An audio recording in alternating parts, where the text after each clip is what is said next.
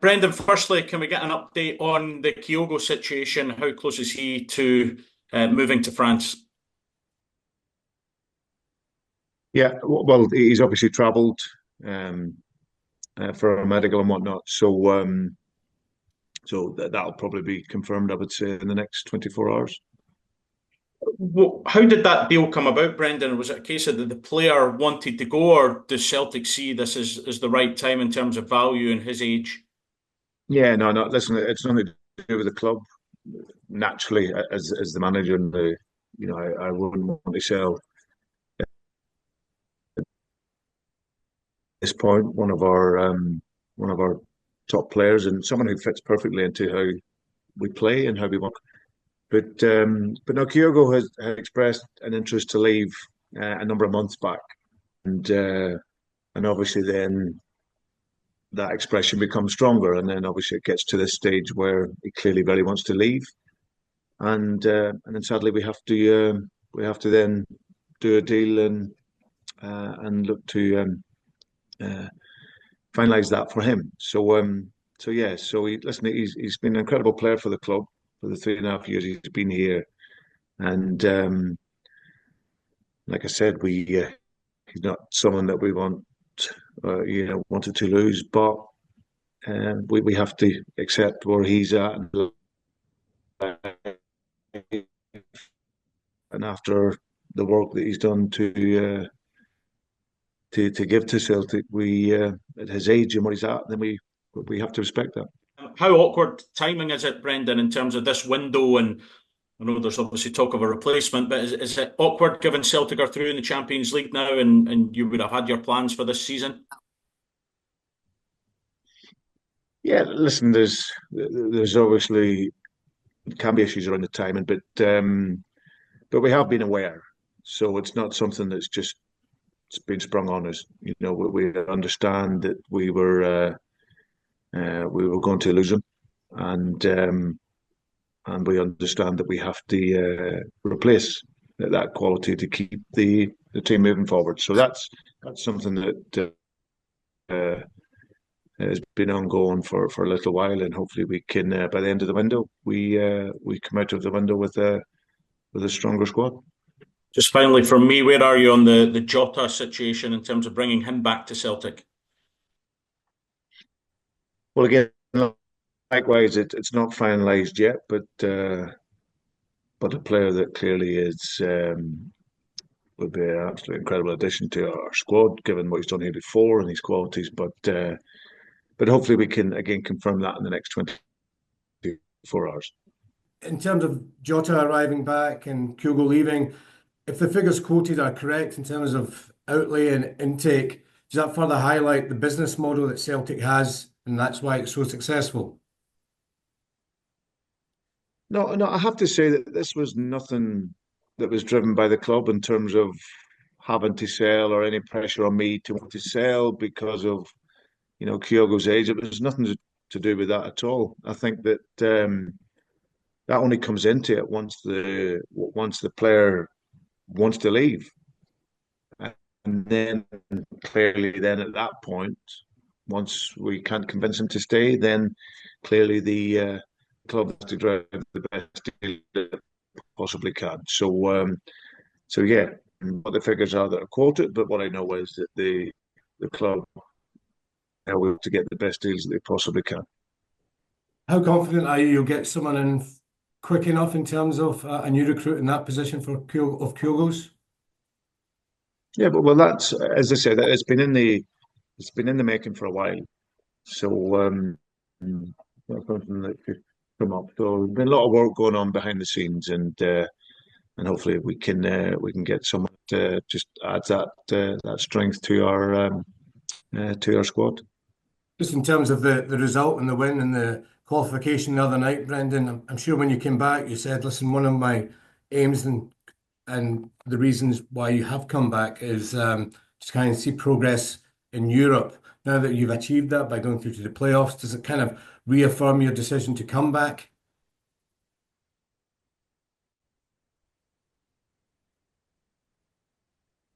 Yeah, no, I think that I'd mentioned that was one of the objectives that I wanted to achieve when I came. Been such a long period of time, over a decade or so that the club had been involved um, in the knockout stages of the Champions League. So yeah, no, the dust had settled. We can look back on a fantastic campaign over the 7 games. I think if I look at the some of the football that we've played over that period and the highest level of games is what was really exciting and but also I think the passion and commitment that you need, especially when you haven't got the ball playing in some of these top teams, the players have showed that. So at this stage, they have 3 wins uh, and 3 draws and 1 loss, which we learned from, and then of course it put us at a really good place. So yeah, really pleased for the players firstly with all the work and showing that composure and maturity that you need at this level. So that has been evident as we've grown over the last 18 months. And then obviously for the supporters, because they've given us so much support. And over the last decade or so, there's probably been moments where it has been a challenge for them and tough for them. But I thought even the other night in the game, they showed great patience with the team. And then when we really need it, then they've given us that great push and support. And that really helped us get over the line. So yeah, so it's been a really, really good campaign in that aspect. And we want to finish as strong as we possibly can in these 8 games. After the high, obviously, of Wednesday night, you say the squad were in a really good place. How have the boys in the changing room taken the news of Kyogo's exit? Did it come as a shock to them, or you said it's been almost in the works for a while that the player had been wanting to leave? Is it something they expected? How did they react? I'm not in the changing room. You would need to ask the players. Listen, football is football. This football club has seen many, many, many talented footballers arrive here and leave, and it's a part of the great success of this club that we teach the players, we develop them. They then have the choice to stay or move on. When they move on, then it provides the opening and opportunity for another player. So that has been the culture here at Celtic, and like we say, Kyogo has been an absolutely brilliant player for this club. What 3.5 years from the minute he walked in, had so many fantastic moments connected with the supporters off the pitch. And like I say, he was a player that was, you look back and have a great memory of his time here at Celtic, as will the supporters. And it's always sad, and it's always difficult when a player moves on, but it always provides then the opportunity for the next player. So if he does end up moving on, he's been absolutely brilliant for the club and created so many wonderful memories here. Was there a reason, Brendan? You said that he expressed he wanted to leave a while ago. Was there a specific reason, just a new challenge, or what did Kyogo say to you or to the club? A place to be, but their careers are short. He gets to he's 30 years of age now, and they want these new challenges. He's achieved so much here, so but that opportunity at this time in his career to go into what would be one of the top 5 leagues was something that just was maybe too good for him to turn down. But I think it was more just the something new for him, a new challenge, and he's obviously loved the club. He's loved everything about being here. But players' careers are short, and yeah, as much as we want to convince them to stay here and be here, the minute they want to move and the representatives say they're going to move, then we have to do the best for the club then. Brendan, was it just maybe one of those things? I mean, I think Kyogo was really disappointed to miss out on the kind of international squads at times, and I think that was one of the things mentioned from the Japan camp that the Scottish League maybe wasn't challenging him enough. Is that just one of the things that's out of control of Celtic, maybe other clubs in Scotland as well? Yeah. Listen, you can achieve many things here at Celtic. Okay, the league might not be one of the top 5 leagues in the world, but this is a league where you can really develop and show your talent at the very highest level. So when I arrived here, Kyogo hadn't scored a goal in the Champions League. And if he leaves, he's then shown that he can play at that level. So, but when he first came in, he was adapting to the game and done exceptionally well for Ange, and then sort of continued with that work, and now leaves as a player that has shown he can play at the very highest level. Now, the Japanese squad, there's obviously many really good players in that. So, but I think that you can show that by being here and winning and playing the type of football that we play and playing at the highest level, that you can still achieve everything that you would like to. But obviously, naturally, there's a feeling that when you've been somewhere, then they may want to move on. It might be in the weather. Maybe the weather just wasn't quite what he wanted. But either way, he's been a brilliant servant for you. And obviously, we saw Adam how lifted he was by his role on the goal the other night as well. Do you think maybe having this extra responsibility for the next few while will kind of bring him on as well and help him? Adam Edis. I think with Adam, like it is with every other player, we have to offer them the time, the patience, the support, and we know the talent's there.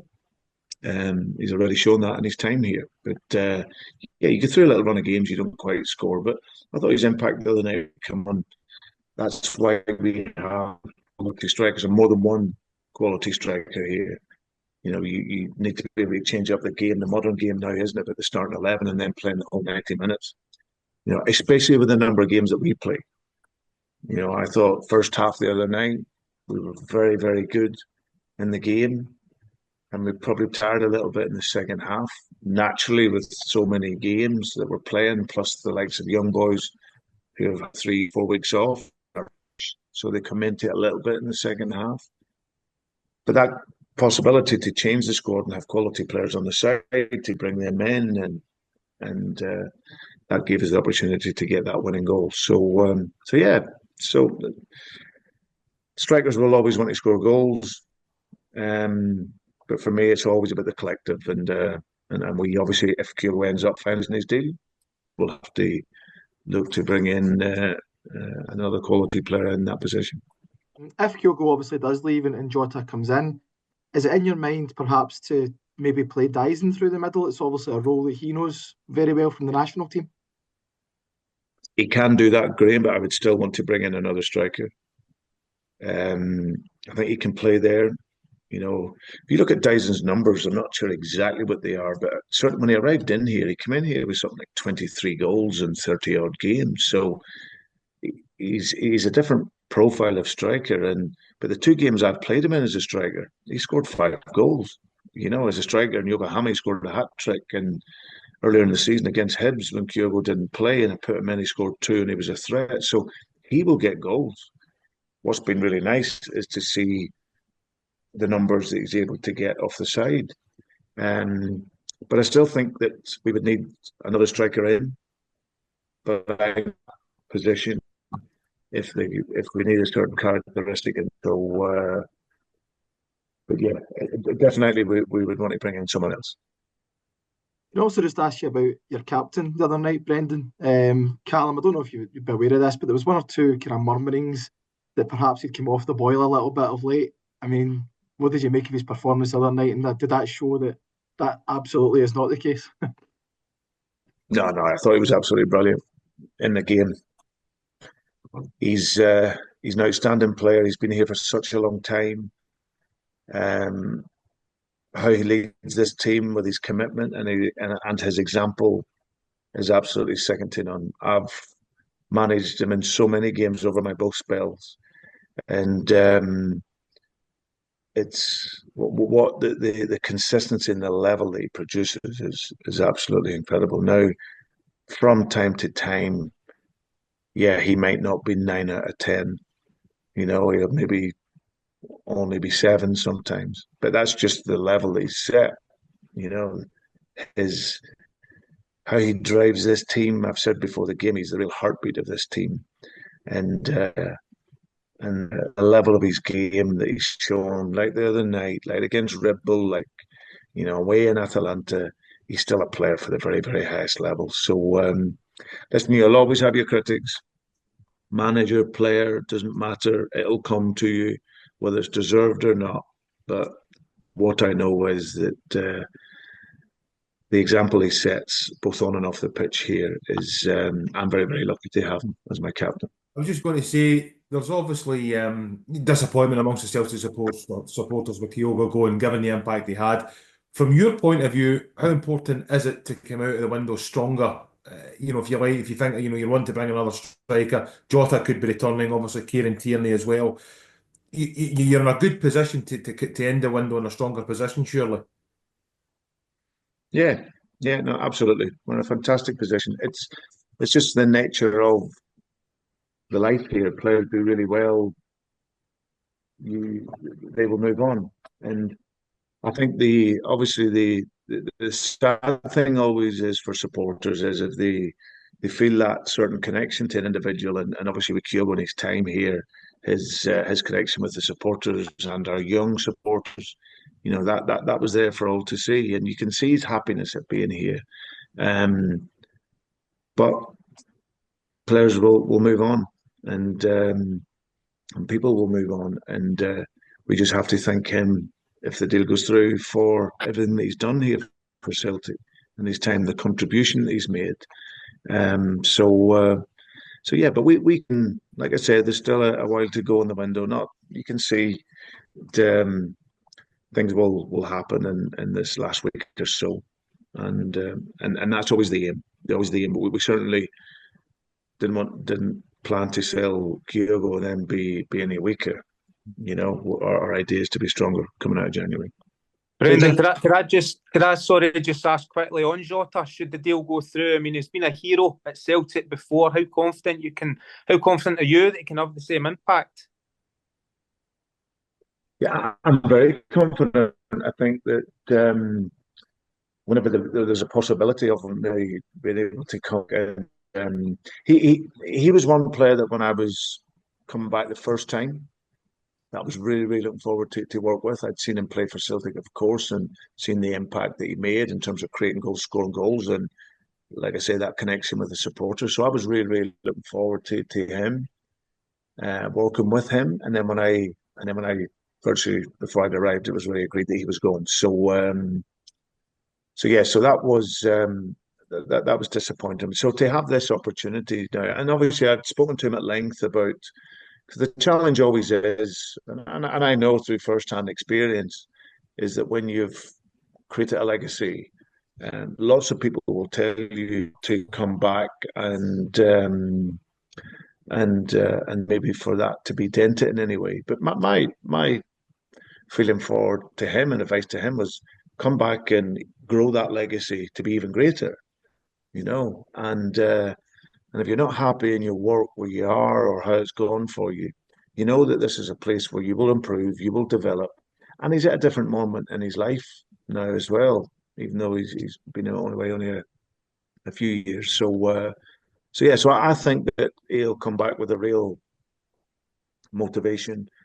He's got undoubted quality, still got things he can prove to develop. He's still young, and comes through, then I'll be really excited to work with him. Look, congratulations again on making a bit of history in midweek. It's quite a general question, really. I just wondered where Celtic are on the journey you hope to take them on when you came back here. What do you think's developed in your time? And where are the next steps? I know you're not someone that likes to sit still, so where do you want to go from here? Yeah. But when I'd spoken to them, it was based around, right, well, how can we improve as a club? So domestically, club have had great success over a period of time. And the one glaring thing that from my first time here was to do better in Europe. But for that, you need to have a level of player and a quality that allows you to be competitive at that level. So that was something we spoke about, and that's something that we've do over the period I've been here. It's not just about getting in players that you can sell on and make money for, but players that can improve you for now as well. And then that journey started then last season with the team. I thought we had some really good performances. Didn't quite get the results and the points to show for that, but we started to play with an authority and a maturity even last season. And then it was a bit rolling into this season. So, and I've seen all of that. We improved the squad, players have become better naturally and are developing. So that put us into then the Champions League season.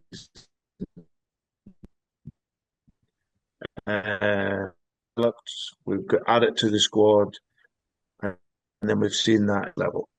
But what was also important then for this group was how they recovered from a setback, because with Dortmund was a challenging night for us.